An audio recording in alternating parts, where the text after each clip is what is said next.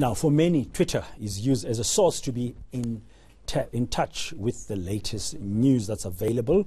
But for many women, especially journalists, politicians, and other public figures, Twitter has been used as a platform to attack, threaten, and harass them. Now, viewed as the world's largest crowdsourced data set, this morning we're looking at the psychological factors of Twitter and try to conduct a psychoanalysis on the motive of such participants. Well, we're joined by Jasmin Kooverjeen, clinical psychologist, to tell us more. Jasmin, good morning, and thank you very much for your time. You know, it's very interesting topics that we will touch on this morning around social media, use of smartphones, and differently. Earlier, I spoke to a young man who's part of a reading foundation, saying that very young people are very shy to read and slow to read because they get these things very quickly. Smartphones have become like addictive. Yes. And even in Silicon Valley, people who've designed these things and the content and the program, the softwares, are now telling their children, no smartphones, no this, you must do stuff differently. Now, this is on the psychological side. We've spoken, we've heard before. We've seen in South Africa examples of bullying on Twitter. How bad is it? It's actually really bad. In fact, people are using social media to be their worst self, because you're able to and you get away with it.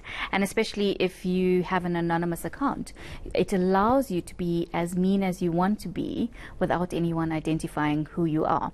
So it gives you an opportunity to say things you may naturally, in front of someone, you may be thinking it, but when you're on social media, you're able to voice it freely. And the problem with that, it's hurting a lot of people, and especially our young people and our women itself. Yeah, I've gone off Twitter recently, and also I've gone off Instagram after going back again. I took a Twittercation of 1 year, 2 years ago. Then I went back, and I'm looking at it, I'm thinking it's no use for me. It's like a poisonous pit.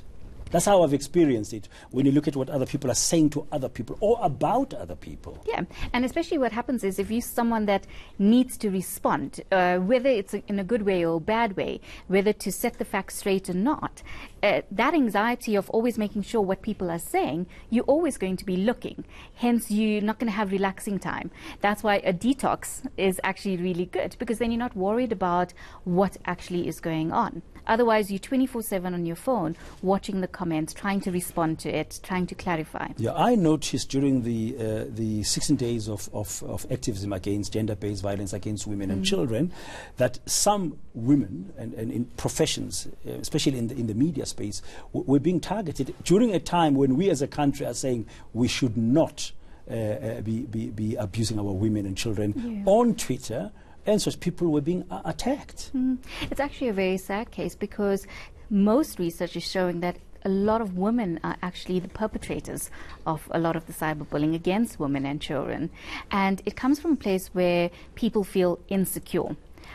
They want to show their power, show their worth in terms of what they may know or how they challenge others. So people over-scrutinize what women, politicians or children may say, and therefore always looking for reasons to comment on the negative. Yeah, you can never get it right somehow. Because the bullying thing, you feel harassed, you can come back and respond, and somebody will take another word of what you've said and spin it around, and before you know it, you're caught in the psychological warfare, so to speak. Absolutely, and people know that women have reactions. And remember, a bully maintains its position when you get an emotional reaction from a person. Whether it's a good reaction or a bad reaction, that bullying will continue.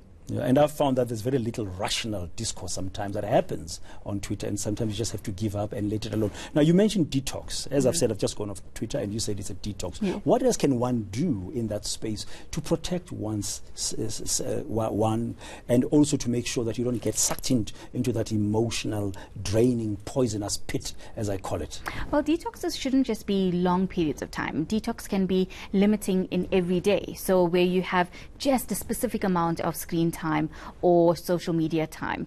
You know, if you can't sleep unless you go through your Twitter account, your Facebook account, your Instagram account, it's a problem, you know. So it's about saying to yourself, how much of time am I going to spend on it, and then take that time off. Yeah, I got off Facebook about 4 years ago. Now I've just taken a break from Twitter and Instagram, and people are saying it takes up too much time. And children also get affected and sucked into that space. Do you find in your profession that you've got teenagers as well who are caught in this cyberbullying nonsense? Oh, absolutely. It's worst in the school environments, because children these days seem to be very mean to each other.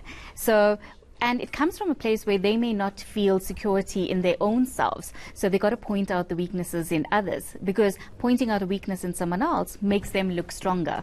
Yeah, So and they another feel concerning thing is that young people look at Twitter, at Instagram, they look at these pictures that allegedly portray a good life and somebody having it nice, and they say it's cool and stuff like Yes. that. Meanwhile, it could all be made up. Absolutely. And people see that, and then there's envy and jealousy.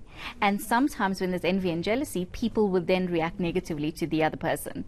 And that's why sometimes then bullying starts. Yeah, but finally, before I let you go, Jasmin, the platform is not the problem.